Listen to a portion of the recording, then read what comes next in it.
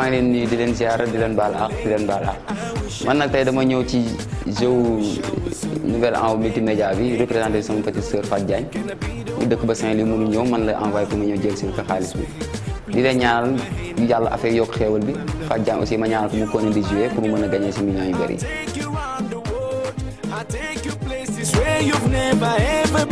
man maay Pascal Daniel maa gagné gros lot de la semaine maa ngi ñaan di continuer di jouer ba gagner 5 millions yi.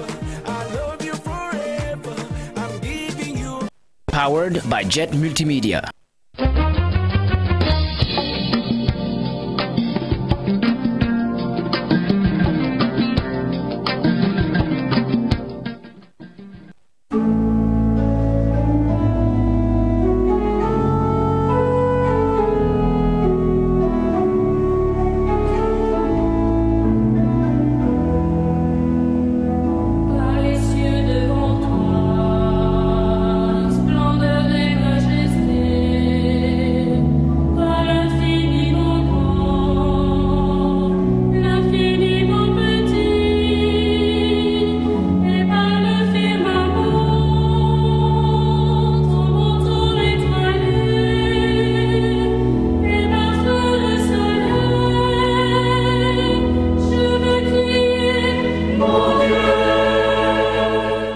Au nom du Père et du Fils et du Saint-Esprit. Amen.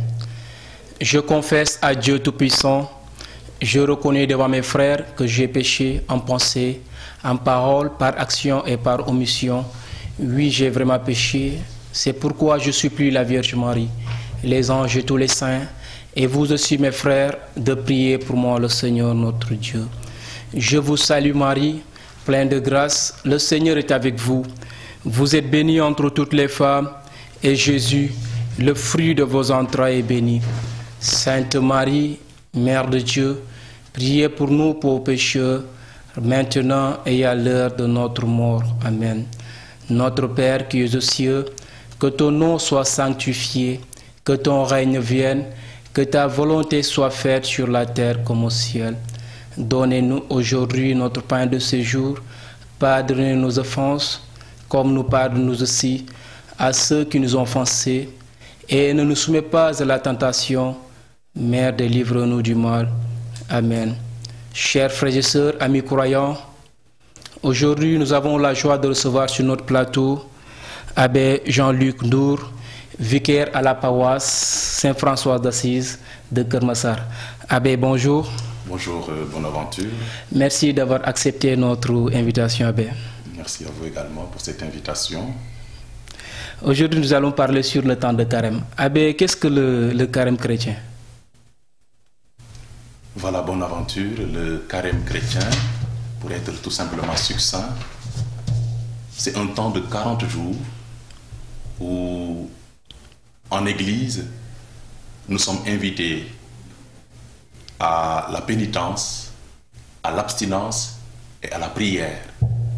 Et donc, disons, c'est une période où nous essayons d'être plus intimes à Dieu, en essayant de mourir en nous, en beaucoup d'aspects qui ne sont pas, salués par Dieu lui-même. Et donc, ce temps nous plonge en Dieu lui-même, un temps de recherche et de rencontre de Dieu. Disons, un temps également de 40 jours, à l'exemple du Christ au désert qui a jeûné 40 jours et 40 nuits. Nous aussi, nous essayons, tant bien que mal, d'imiter cet acte du Christ au début de son ministère. Est-ce que c'est une obligation de jeûner les 40 jours? Je vais me référer aux invitations des évêques. Amen. Dans le mandement de carême. Ils nous disent bien, le jeûne chrétien, le jeûne reste obligatoire le mercredi des cendres et le vendredi saint, selon le canon 1251. Ils sont tenus tous les chrétiens qui sont âgés de 18 ans à 59 ans accomplis. De nombreux chrétiens tiennent à garder la tradition de jeûner pendant tout le carême. C'est un effort louable.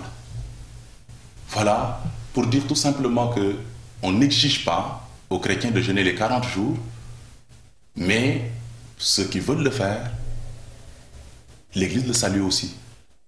L'Église le salue et qu'il est plutôt obligatoire de jeûner le mercredi des cendres et le vendredi saint, disons le premier jour du carême et l'avant-dernier jour du carême. Voilà ce qui est l'invitation qui est faite aux fidèles chrétiens pour le carême en tant que tel. Mais pourquoi ces 2 jours ont été choisis, le mercredi et le vendredi? Bon, il n'y a pas systématiquement des éléments qui font que ces jours ont été choisis. Ben, c'est le début du carême. Et le vendredi saint, je sais que c'est déjà un jour assez important au cœur de l'Église. C'est le jour où le Christ a donné sa vie pour l'humanité. Et il est bon qu'également nous puissions rentrer dans cette dynamique de pénitence et accompagner le Christ dans sa souffrance, voilà, pour le salut de l'humanité. Il n'y a pas un temps pour débuter le temps de carême et aussi une heure pour la coupure. Ah. Voilà, je me base toujours encore sur le mandement de carême et l'invitation des évêques. Le jeûne chrétien consiste à ne faire qu'un repas dans la journée, le matin, à midi ou le soir au choix. Et on peut prendre, comme ils disent, une légère nourriture à la place des repas supprimés. Ce qui veut dire? Ce qui veut dire tout simplement que notre jeûne à nous n'est pas similaire au jeûne, voilà, de nos frères et sœurs musulmans. Le chrétien n'a pas des heures bien précises où il doit se lever tôt le matin, prendre voilà, un petit repas pour pouvoir tenir dans la journée, mais c'est un jeûne de 24 heures. Un jeûne de 24 heures. Et c'est pour cela, nous savons qu'en 24 heures, c'est assez difficile. Voilà, surtout pour quelqu'un qui est au travail ou qui fait un boulot assez lourd, ça peut être difficile de tenir. Et l'Église nous permet de prendre une nourriture légère. Voilà, une nourriture légère. Pour dire que cette action de pénitence et d'abstinence n'est pas particulièrement fondée sur le fait de se priver d'une nourriture, mais c'est la dimension intérieure qui est recherchée. Voilà, l'intention qui nous anime en essayant de nous priver de nourriture pendant toute une journée. Voilà. Mais comment doit se comporter durant ce temps de carême un fidèle qui a jeûné? Comment le fidèle doit se comporter durant ce temps de carême? Comment un fidèle doit se comporter? Il doit évidemment répondre aux exigences du Christ. Voilà. Le message du Christ, si on doit le résumer, c'est l'amour. Et en jeûnant, nous essayons d'imiter le Christ, de lui ressembler. De lui ressembler. Et on invite tout chrétien à des actes de charité, de générosité, voilà, à l'égard du prochain. Je pense que c'est la meilleure manière de jeûner d'ailleurs. Quand on est sensible à la souffrance de l'autre, voilà, quand on est sensible à l'autre qui est là, qui croupit dans la misère, c'est là le meilleur jeûne. C'est là le meilleur jeûne. Et c'est ce qui est demandé aux chrétiens. Quand ils se privent, qu'ils essayent également, voilà, dans cet acte de pénitence, d'être sensible au prochain qui est là. Est-ce que durant le temps de carême, on peut fréquenter les dancing ou les boîtes de nuit, soirées, khawaré, ainsi de suite? Est-ce qu'on peut fréquenter ces lieux durant le temps de carême? Le temps de carême est un temps de pénitence. Nous luttons contre nous-mêmes. Nous luttons contre nos mauvais penchants. Et je pense que ce n'est pas indiqué d'aller dans des endroits qui peuvent toujours nous fragiliser. Qui peuvent nous fragiliser et nous distraire. Parce que le temps de carême, nous nous mettons en chemin. Nous essayons d'être plus proches de Dieu. Mais les boîtes de nuit sont des lieux où facilement, voilà, on peut perdre le cap de ce temps d'effort, de ce temps de pénitence et d'abstinence. Revenons sur le Mardi Gras. On voit tous les Mardi Gras avant de commencer le temps de carême chrétien. Les hommes s'habillent comme des femmes, les femmes aussi s'habillent comme les hommes. Est-ce que c'est le vrai sens du Mardi Gras? Le sens du Mardi Gras, disons que nous nous apprêtons à rentrer dans le carême, qui est une période où nous sommes invités à être plus ou moins sobres dans notre manière dans la nourriture et dans d'autres aspects également, voilà, de notre vie quotidienne. Avant d'y entrer, le Mardi Gras est un temps pour dire, ben, je vais faire le maximum aujourd'hui, tout en sachant que le lendemain ou les 40 jours qui vont suivre, je serai invité à la sobriété. Et c'est tout simplement ça. C'est tout simplement ça. Voilà, donc les gens festoient, etc. On essaye de manger gras, comme le dit le Mardi Gras, pour bien rentrer dans le carême, période où nous sommes invités à la sobriété, etc. Pouvez-vous nous dire un peu le mercredi saint? Qu'est-ce que le mercredi des cendres? Le mercredi des cendres, c'est en référence à une pratique juive. Chez les Juifs, quand ils rentrent en pénitence, ils aimaient bien s'enduire de cendre, qui est signe de dépouillement. Voilà. Ils se vident d'eux-mêmes pour obtenir quelque chose ou pour être plus proche de Dieu. Le jour du mercredi des cendres, les chrétiens essayent de commémorer ces gestes. Le prêtre reprend la parole, tu es poussière et tu reviendras poussière, ou bien convertis-toi et crois à la bonne nouvelle. Pour dire tout simplement que tu dois t'enduire encore de cendre pour t'abaisser et vivre ce temps de carême avec plus d'intimité et de dépouillement. Voilà. On a constaté que le mercredi saint, les fidèles vont à la messe pour prendre la cendre. Est-ce que c'est une obligation pour qu'un fidèle, avant de commencer le temps de jeûne, de prendre la cendre? Pour ceux qui le peuvent, il est souhaité, voilà, que les chrétiennes viennent à cette cérémonie, à cette célébration, autant pour moi, des cendres. Mais il arrive que quelqu'un qui est par exemple voilà, retenu par son boulot ne puisse pas prendre les cendres le jour du mercredi des cendres. Mais ce n'est pas pour autant qu'il ne rentre pas dans la dynamique de l'Église, de ce saint temps de carême. Et donc, pour ceux qui le peuvent, ils peuvent avoir les cendres. Celui qui n'a pas également les cendres peut, autant que celui qui les a reçus, rentrer dans le temps de carême et le vivre pleinement. Donc ceux qui n'ont pas eu le temps d'aller à la messe, qui ont des empêchements et qui n'ont pas pris la cendre, est-ce que ces gens-là peuvent jeûner comme les autres? Mais naturellement. Ils peuvent bien jeûner. Donc, pour dire tout simplement que ça ne s'arrête pas au fait des cendres. D'accord. Ce qui est attendu du chrétien, voilà, c'est rentrer dans cette dimension de pénitence. Et vivre pleinement ce temps favorable qu'est le carême. C'est ça. Et pas en tant que tel, le fait de recevoir, d'avoir reçu les cendres pour dire que je suis rentré dans le temps de carême ou pas. dañuy gis léeg-léeg am na des fidèles ñu nga xam dañ ñëw église jël cendre yóbbu ko seen waajur yi nekk kër ga. Est-ce que loolu c'est une obligation? Est-ce que kooku c'est possible? Voilà, c'est pas une obligation aussi. C'est vrai que les fidèles le font et nous comme prêtres, nous leur remettons les cendres. Je sais que dans certaines paroisses, les prêtres se déplacent pour retrouver les malades et leur donner les cendres. Dans certaines communautés, nous voyons que ce sont les fidèles eux-mêmes qui demandent, mais ce n'est pas aussi une obligation. C'est pas une obligation. Il y a toute une superstition derrière les cendres, mais les cendres n'ont comme sens, comme unique sens, que de nous inviter nous-mêmes à nous abaisser et à rentrer dans ce temps de pénitence. Les cendres, ce ne sont pas des talismans, ce n'est pas un gris-gris, etc. Ça a le sens tout simplement d'une invitation à la pénitence. Tous les vendredis du mois du temps de carême, les chrétiens ne prennent pas de la viande. Pourquoi ça? C'est une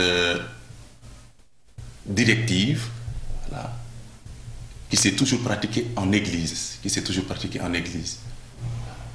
des efforts, voilà, qui sont demandés aux chrétiens en ce saint temps de carême, voilà, de faire l'effort de ne pas manger de la viande, parce que nous l'aimons bien, et ça nous coûte.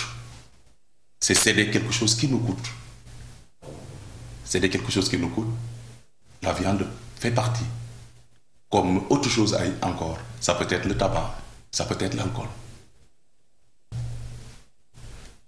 Ok, maintenant, quel message lancez-vous à tous ces jeunes, les fidèles chrétiens qui vous suivent à travers la LCS, surtout pour ce temps de carême qui s'approche à grands pas?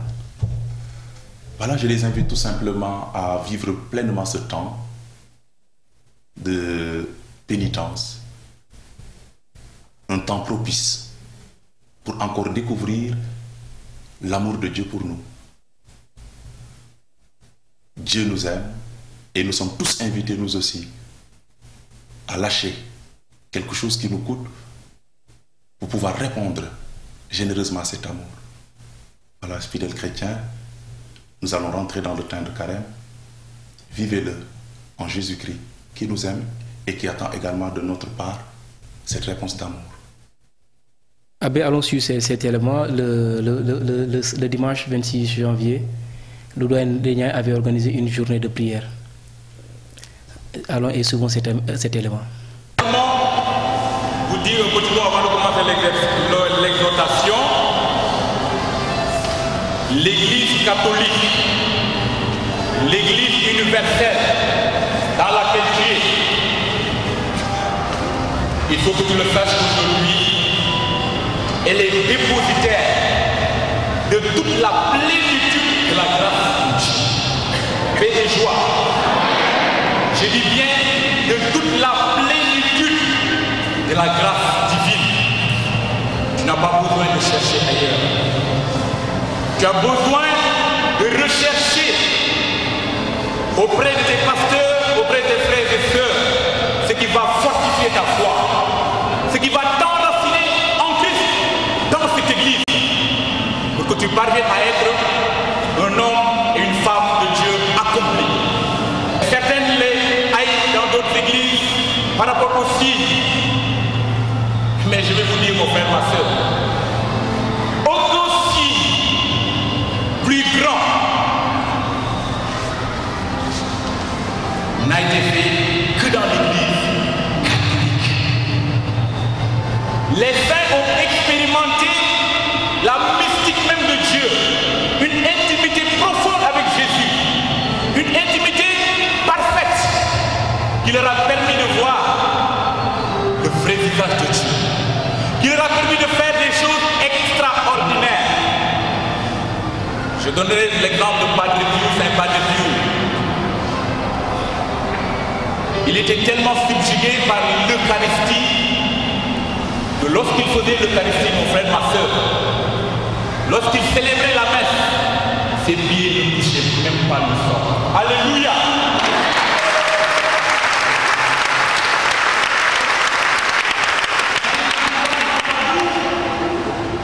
Lorsqu'il est arrivé, ils n'ont pas voulu écouter la parole. Il leur a dit, venez, et vous allez voir, même les poissons désirent la parole de Dieu. Il a commencé à parler, mon frère, ma soeur, et les poissons se sont levés pour écouter la parole de Jésus de Nazareth.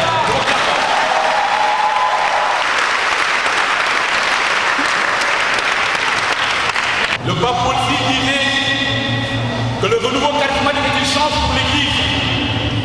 Moi, je vais ajouter quelque chose pour dire, nous avons la chance d'être dans l'Église catholique. Regarde ton frère et ta soeur et dis-lui, tu as la chance d'être dans l'Église catholique.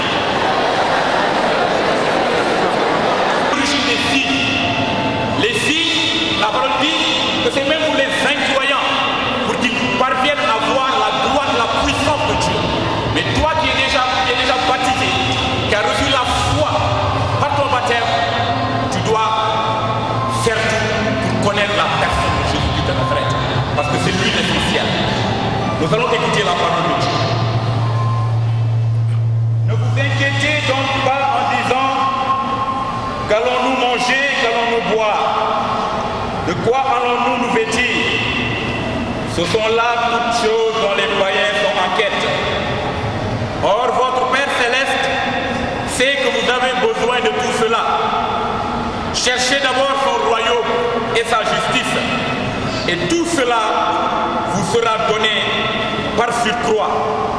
Ne vous inquiétez donc pas du lendemain. Demain s'inquiétera de lui-même. À chaque jour suffit sa paix. Parole du Seigneur notre Dieu. Nous rendons grâce à Dieu pour cette parole. Et seulement vous dire, mon frère, ma soeur, que tu as besoin de connaître la personne de Jésus de Nazareth. La parole dit, ne t'inquiète de rien. La parole dit également, recherche le royaume de Dieu, recherche sa justice, et tout te sera donné par-dessus tout. Il y a d'abord le royaume de Dieu. Il y a d'abord la justice du royaume. Le royaume de Dieu, mon frère, ma soeur, n'est rien d'autre que la personne de Jésus-Christ de Nazareth.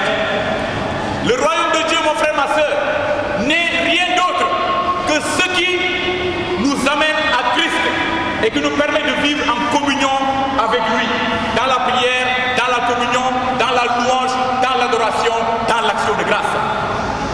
Mais il dit également la justice.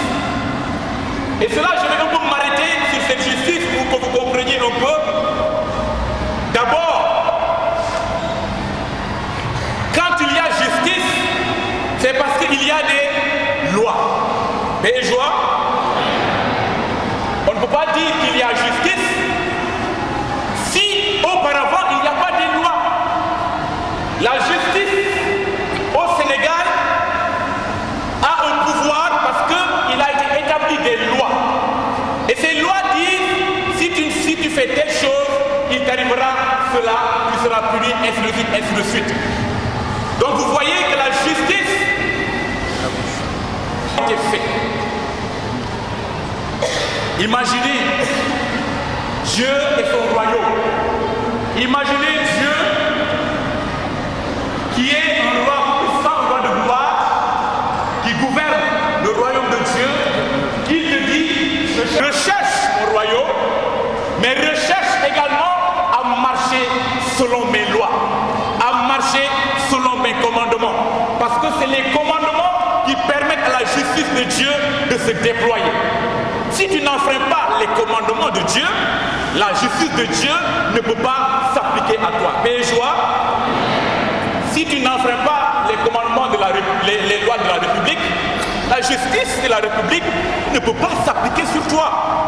Donc Dieu nous invite à marcher selon sa parole. Dieu nous invite à connaître sa parole. Dieu nous invite à ne pas nous inquiéter de quoi que ce soit, mais à prendre référence dans sa parole qui nous donne vie et qui nous permet de subvenir à nos besoins, pourvu qu'on ait la foi.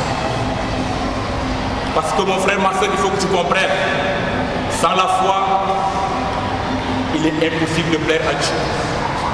Et la foi te permet, en tant qu'enfant de Dieu, d'appréhender les mystères du royaume, de connaître mieux la personne de Jésus de Nazareth, de le voir dans l'Eucharistie et d'accepter, de croire qu'il est réellement présent dans l'Eucharistie. Mais parce que, par son amour, il s'appelle un mystère extraordinaire.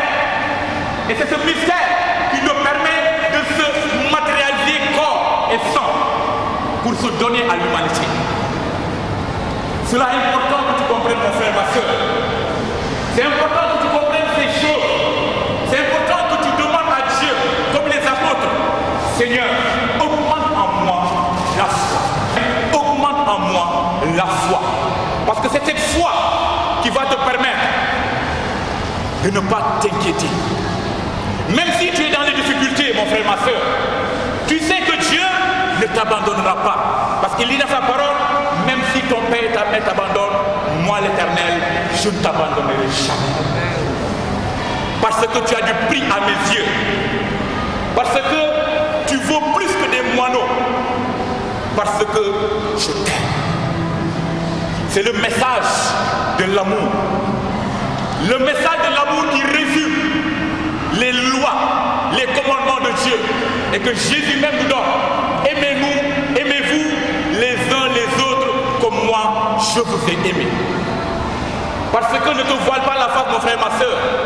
C'est dans l'amour de Dieu que se déploiera la puissance de Dieu. C'est dans la communion de Dieu que nous vivrons, que la grâce de Dieu se manifestera au milieu de nous. Parce que le psaume le rappelle qu'il est bon, qu'il est doux pour des frères de demeurer ensemble. C'est comme l'huile qui coule. L'huile est symbole de l'onction. L'huile est symbole de la présence de Dieu. L'huile est symbole de la puissance de Dieu. Et cette huile, lorsque nous vivons dans la communion, lorsque nous vivons dans l'amour, cette huile nécessairement, naturellement, va se déployer. Alléluia. Et nous pourrons glorifier le Seigneur de ce que, en toutes circonstances, nous marchons avec lui. Mais cela, nous comprenions, il faut que nous l'acceptions par la foi. La parole, la foi vient de ce que l'on entend, et ce que l'on entend vient de la parole de Dieu. Romains 10, 17. Et cette parole, il faut que tu la médites, mon frère. Il y a quelque chose d'extraordinaire dans la parole de Dieu.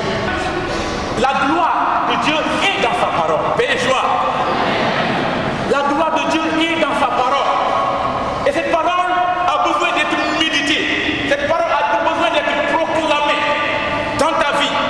Cette parole a besoin, n'est-ce pas, de se déployer puissamment pour que le Saint-Esprit qui rend témoignage à Jésus puisse descendre pleinement dans ta vie. Parce qu'il est l'esprit du témoignage. Et là où Jésus est proclamé, là où la parole de Dieu demeure, le Saint-Esprit vient au secours de ton esprit pour t'élever et te permettre de comprendre les mystères du royaume de Dieu. C'est une réalité. La parole dit, je ne manquerai de rien parce que l'Éternel est mon péché. Mon frère, ma soeur, lorsque tu vas commencer à proclamer ces paroles, lorsque tu vas dans ton esprit faire de ces paroles vraiment, n'est-ce pas, ta nourriture, tu verras que ton esprit va commencer à être façonné par le Saint-Esprit. Ton esprit va commencer à être libéré de tout sentiment de doute pour que tu ne puisses que s'appuyer sur Dieu lui-même. Parce que le Saint-Esprit viendra sur toi et il te révélera la volonté de Dieu sur ta vie. Cette parole va te façonner, cette parole va te construire. Au fur et à mesure que tu la proclames, tu verras une transformation intérieure. Tu verras, comme le prêtre l'a dit tout à l'heure, Jean-Luc, l'unification de ton intérieur va s'opérer. Le désordre qui est en toi va commencer à être uni. Parce que le Saint-Esprit, qui est l'esprit de communion, va commencer par cette parole qui est en toi. Cette parole que tu proclames, cette parole qui est dans ton cœur, cette parole que tu confesses. Cette parole va commencer à produire le miracle dans ton cœur. Paix et joie. Il faut que nous ayons l'habitude de proclamer la parole de Dieu. De nous approprier cette parole. De dire, Seigneur, cette parole est mienne. Je la prends pour moi. Et je veux que tu viennes réaliser ta promesse. Parce que ta promesse, c'est qu'en toutes circonstances, je ne manque de rien. Même si je marche par la voie de l'homme de la mort, je ne crains pas. Que 1000 tombent à mon côté et 10 000 à ma droite, je ne serai pas atteint. Alléluia. Parce que l'Éternel veille sur sa parole. L'Éternel veille sur sa parole pour l'accomplir. Et cette parole est puissante. Cette parole est source de la création. Toute chose a été faite par la parole. Et rien de ce qui a été créé n'a été créé. C'est la personne de Jésus de Nazareth. Tu la proclames, tu appelles Jésus en toi. Tu la confesses en toi. Chaque jour, tu appelles Jésus à venir en ta vie, à te transformer, à te modeler. Et tu verras que réellement, il est vivant. Je veux que tu acclames le roi de gloire.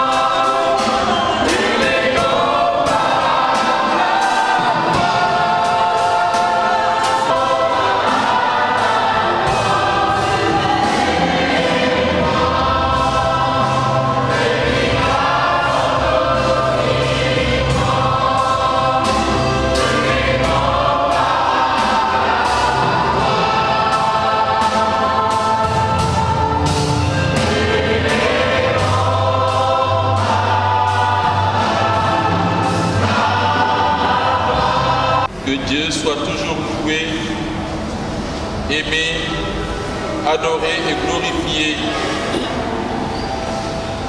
le très saint, très sacré, très adorable et pourtant indicible nom de Dieu. Au ciel, sur la terre et dans les enfers, par toutes les créatures sorties de ses mains,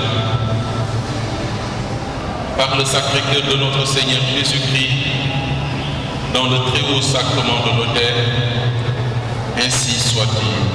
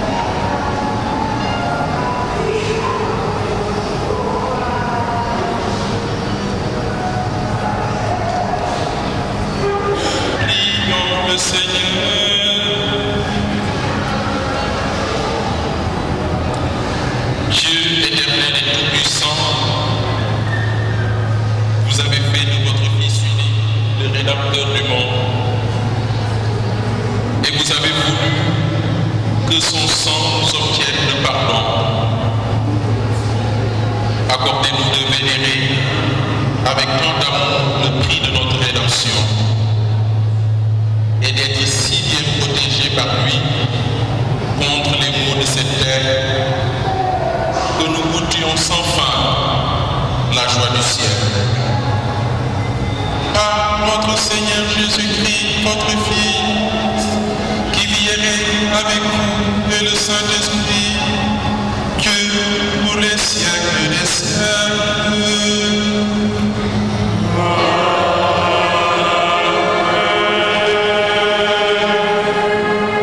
Merci, chers frères et sœurs, pour ce temps d'adoration que vous venez de suivre. Nous sommes à la deuxième partie de notre émission Pain de vie. Et je rappelle que je suis avec Abbé Jean-Luc Ndour, vicaire à la paroisse Saint-François d'Assise de Keur Massar. Abbé, pour cette deuxième partie, nous allons parler surtout du message du pape. Le Saint-Père a lancé un message pour les chrétiens en ce début du temps de carême. Quelle analyse faites-vous du message du Saint-Père? Et voilà l'analyse qu'on pourrait faire de ce message. Le pape rentre toujours dans cette dynamique de la miséricorde qui lui est très chère et qui laisse une empreinte dans ses actes comme pasteur. Il nous invite au cœur de ce carême à travers un thème qu'il a tiré de 2 Corinthiens 8-9. En nous disant il s'est fait pauvre pour nous enrichir par sa pauvreté. Le message du pape à l'Église universelle, ce sont tout simplement des réflexions, comme lui-même le dit, pour nous mettre tous sur ce chemin de conversion que nous entamons au cœur du temps du carême. Il s'est fait pauvre pour nous enrichir par sa pauvreté, nous dit le pape. Et en développant ce thème, il nous donne évidemment l'exemple du Christ, qui lui-même s'est fait pauvre, pour que nous puissions être enrichis par sa pauvreté. Le Christ, d'abord, par l'événement de l'incarnation, qui revêt la nature humaine, qui revêt la faiblesse humaine, pour nous retrouver, pour élever l'homme. Et cela n'est rien d'autre qu'un acte inouï d'amour de Dieu pour l'homme.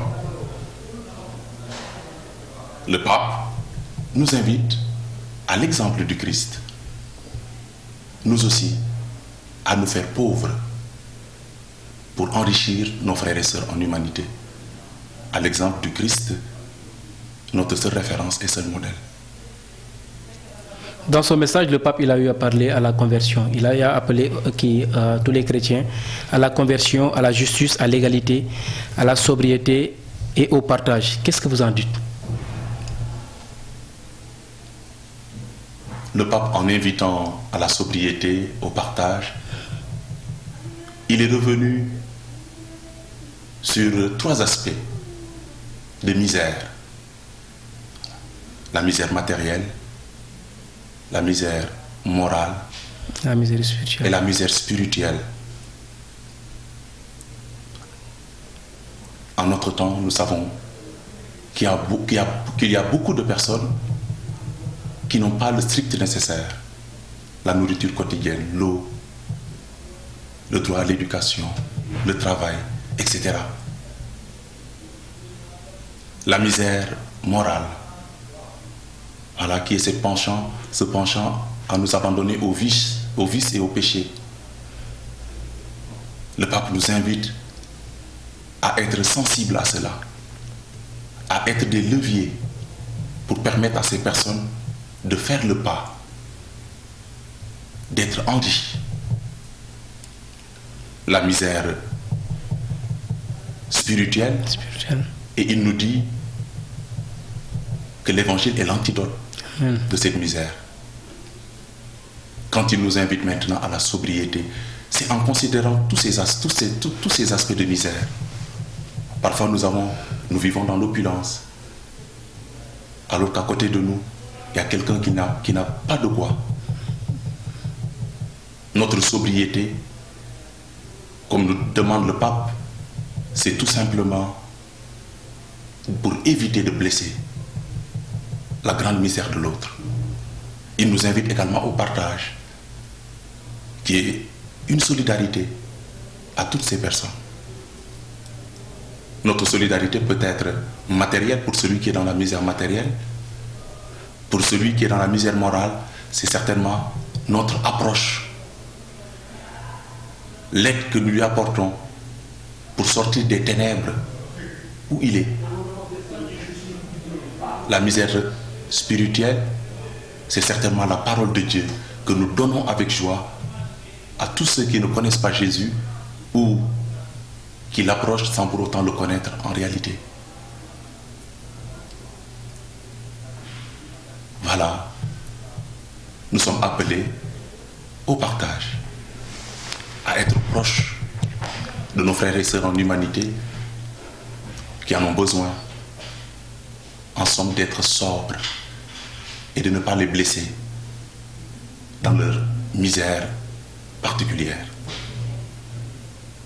Pour vous maintenant, quelle est la solution que vous allez essayer de proposer pour aider ces gens-là, surtout au niveau de la misère morale, qui pousse les jeunes d'aujourd'hui à s'adonner dans la prostitution, l'alcool, la drogue, à être esclaves du vice et du péché, comme vous venez de le dire tout de suite. Est-ce qu'il y a une solution que vous essayez de proposer à tous ces jeunes-là, dont moi-même je fais partie, à pouvoir quitter de cette misère, de cette misère morale surtout? Je sais qu'ils ont besoin de notre soutien, tous autant qu'ils sont. Parce que pour beaucoup, c'est comme un puits assez sombre où ils se sont engouffrés et ils ont besoin d'une main secourable pour sortir de ces misères. Et cette main secourable, c'est évidemment la main de Dieu, mais qui passe par nous. Parce qu'aujourd'hui, nous sommes la main de Dieu, nous sommes ses yeux. Amen. Voilà, nous sommes sa bouche pour nos frères et sœurs, voilà, qui aujourd'hui ne voient pas le bout du tunnel. Nous ne les jugeons point. C'est une attitude assez particulière d'ailleurs du pape François, mais qui nous demande d'être miséricordieux, à l'exemple du Père de l'enfant prodigue, de les accueillir, de les comprendre. C'est tellement vrai que tout homme voit toujours ses forces redoubler quand il est compris et aimé. Et je pense que c'est cette attitude que nous devons avoir à l'égard de ces personnes. Le plus important, c'est surtout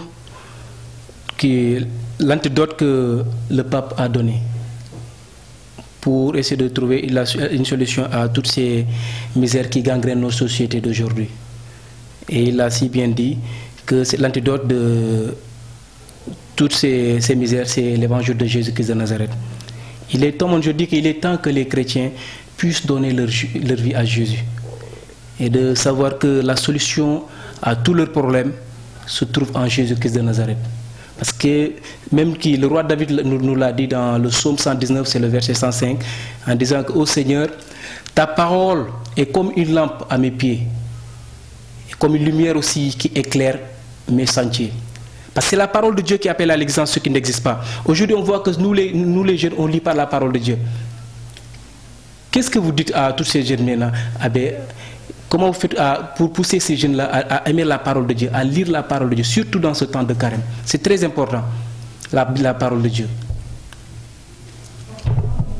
Bonaventure, nous essayons de connaître Dieu. Nous voulons l'aimer.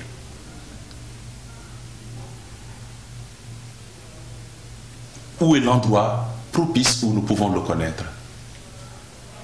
C'est bien en sa parole. C'est là que nous le rencontrons. C'est là que nous pouvons découvrir ses attentes à notre égard. Et c'est là également que nous pouvons trouver les ressources nécessaires pour vivre selon sa volonté. La parole de Dieu, c'est indéniable, nous le croyons et nous le professons, transforme et transfigure toute personne qui l'approche. Et donc, nos fidèles parfois ne l'ont pas encore compris, mais tout est dans la parole. En approchant la parole, on revit. J'ose même dire que la parole est une brise légère qui nous donne une paix intérieure, qui nous recrée. Nos fidèles, pendant ce temps de carême et même au-delà, sont tous invités au sein de nos familles, de nos communautés ecclésiales de base, de nos communautés paroissiales, de mettre la parole au cœur, de la partager et surtout de la mettre en pratique. Amen. C'est en la mettant en pratique qu'on peut transformer le monde et nous-mêmes être transformés.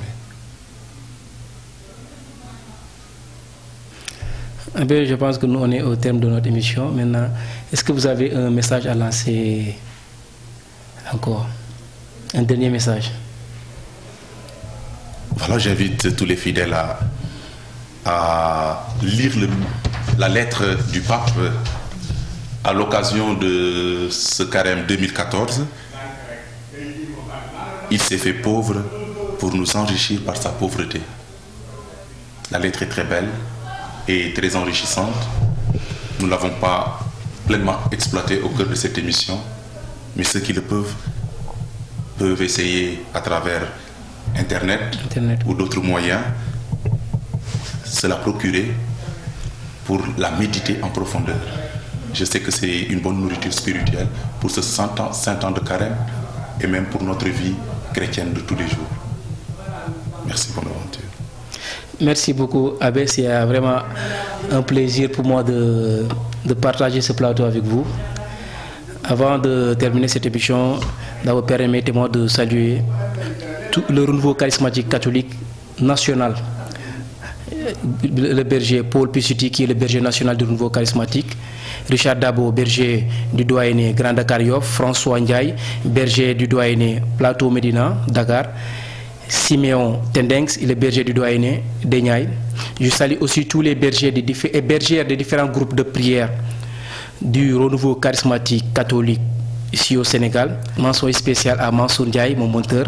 Je vous salue vous tous qui nous suivez à travers cette chaîne sénégalaise.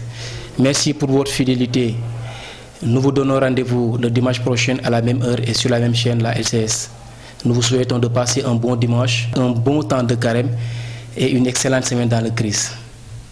Au nom du Père et du Fils et du Saint-Esprit. Amen.